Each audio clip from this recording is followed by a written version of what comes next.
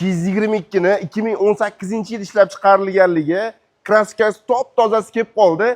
Hech qatri defekt yo'q, 54 ming kilometr yurgan. Boshqa 222 bilan solishtirmanglar. Top-toza, raddonvoy, to'ychivoy bo'lmagani kelib qoldi.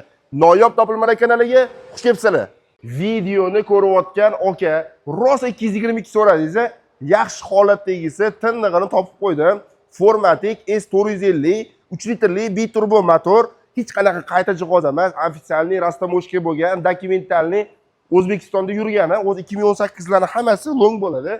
Xo'p, diska balon holatlari yaxshi, Michelin balonlarda turibdi mashinamiz. Balon holatlari ham bemalol bitta sezon yurib beradi. Panoramasi bor, kuzovida hech qatida qirilib, chizilib ketgan joylarini ko'rmadim. Oldilari broneplyonka qilib qo'yilgan.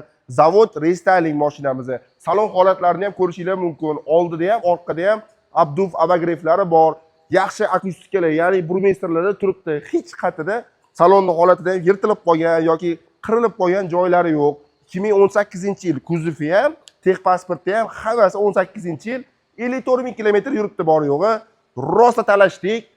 Aka, kraskasi borlarini ham 75-76 dan tepa sotishyapti-yu dedilar. Endi rosa talashib 76 ming dollarga ko'ndira oldim. Bu olish narxi shu, egalariga telefon qilib, ustinglar bilan kelib, tekshirib, xarid qilsanglar bo'ladi.